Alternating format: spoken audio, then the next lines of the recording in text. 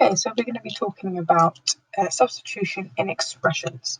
We'll go through a few examples. Please pause where you feel necessary to copy out these examples and go through them with me. So what is substitution in maths? Substitution means putting numbers in place of letters to calculate the value of an expression. So basically, when we're given an expression where we have digits and unknown variables known as letters in algebra, we're now going to give those letters a value, a number value, and then we're going to find out the total of that expression, the value of the expression itself. So an example, so if the question itself says, evaluate the expression h plus 5 for h equals 3. So it's told you that h is equal to 3. So the expression itself is h plus 5, and we need to replace the h with a 3 because that's what we've been told. So it makes it 3 plus 5, giving you an answer of 8. And in maths, the way we write it, so if you're given a question that says find the value or evaluate the expression of h plus 5 for h equals 3, we set this out in our maths books like the following. So h plus 5, and then we've got h is equal to 3, and then equals to 3 plus 5, which equals to 8. It doesn't have to be in separate lines, it can be on a straight line, as long as it makes sense and it's the exact values that were given to you. So let's go through some examples. So example 1, if a equals 3, b equals 2, and c equals minus 1, find the value of, and we've got 4 different expressions with a variety of digits and then unknown variables, and what we're going to do is substitute the unknown variables by the values that they've given them in the actual question. So let's start. So for example A, 1a, we have got a plus b plus c. So we know that a has a value of 3, plus b, which has a value of 2, and then plus c, and c has a value of minus 1. Now we have to simplify this expression first because we've got a plus and a minus there. So we've got 3 plus 2, and then hopefully remember that a plus and a minus gives you a minus. So it'd be 3 plus 2 minus 1. So 3 plus 2 gives you 5, minus 1 gives you a value of 4. Question B, got a, b. Remember when it's either a digit or unknown variables attached together, it means that it's a times b, or whatever times the other unknown. So a times b, we have the value of a, which is 3, multiplied by the value of b, which is 2, giving us a final answer of 6. Question C, we've got 2a minus 3b plus 4c. So 2a, a has a value of 3, so 2, and then put 3 in a bracket. Use brackets when you're putting your unknown variable if it's attached to anything else, just because it makes it a little bit easier. So 2, and then in brackets 3, minus 3 times by 2, and then plus 4 times by minus 1. So let's simplify this. 2 times 3 gives you 6, minus 3 times 2, which also gives you 6, and then plus 4 times minus 1, plus and a minus gives you a minus, so you get a minus 4. Simplify this further, so we get 6 minus 6, plus and a minus gives you a minus, so it's minus 4. 6 take away 6 gives you 0, take away 4 will give you an answer of minus 4. D, so we've got 2a divided by 3b, so 2a, a is equal to 3, so 2 times 3, and then b is equal to 2, so 3 times 2.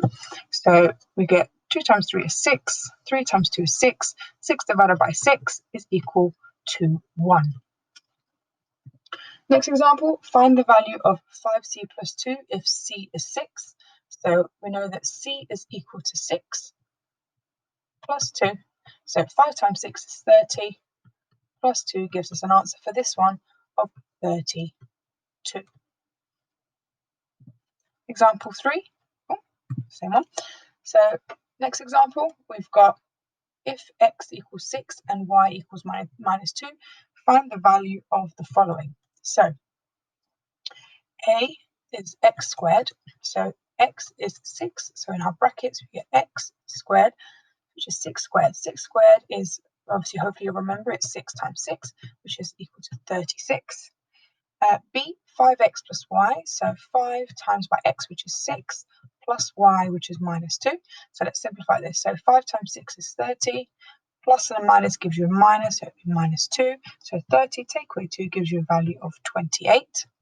C, we've got x, which is 6, plus y squared. Y squared is minus 2 squared.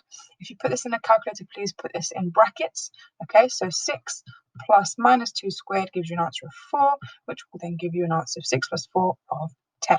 And finally, D, y is minus 2 plus 20 divided by x, which is 6. So minus 2 plus 20 gives you 18, divided by 6, 18 divided by 6 gives you a value of 3. Next example, we've got AB plus 24 divided by 2C, and it tells you that given that A is equal to 4, B is equal to 9, and C is equal to minus 5, work out the value of this expression. So if A is equal to 4, and B is equal to 9, so it's 4 times 9, then you're adding on 24, and then you're dividing it by 2 times by C, which is minus 5. So let's break this down. So 4 times 9 is 36 plus 24 divided by 2 times minus 5. A positive and a negative gives you negatives. 2 times 5 is 10. And let's simplify this further.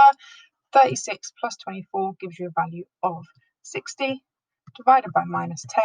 60 divided by minus 10 plus and a minus will give you a minus. 60 divided by 10 gives you a value of minus 6. Next example, we have find the value of A and then brackets, find the value of 5 in brackets, A plus C, close brackets, when A is equal to 4 and C is equal to 9. So we have 5, and then in our brackets, we can do 4 plus 9. It's important that we remember BIDMAS, okay? So first is bracket, so 5 times by 4 plus 9 is 13. So then 5 times 13 gives you an answer of 65.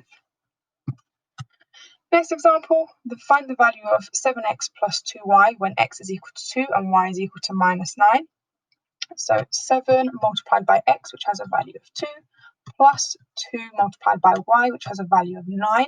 So 7 times 2 is 14, plus 2 times minus 9, a plus and a minus give you a minus, so 2 times 9 is minus 18. Then we simplify this, so 14 plus and a minus give you a minus, so 14 minus 18 will give you a value of minus 4. Last example, we've got A is equal to 2w plus 2l. Find A if w is equal to 3 and l is equal to 9. So A is equal to 2 multiplied by w, which is 3, plus 2 multiplied by l, which is 9. So A is equal to 2 times 3 is 6, plus 2 times 9 is 18. So therefore, A is equal to 24. Pause this video and have a go at these questions. Remember to write them out as you're going along. The values of the letters are in the question itself. So for question 1, the value of x is 10, and you use that. Question 2, the value of x is 3, and so on. So please read the question carefully before moving on and writing out as you are going along. Okay, so now I'm going to reveal the answers to these questions. So please mark the questions that you have done and mark them with a red pen, and marking them incorrect if you didn't get them and what the final answer would have been. Okay, so pause this video, have a go at these 4 questions. They are a little bit tricky because they are worded. When it gets to question 12, the question 12b is a little bit tricky, so try your best and see how you can do it.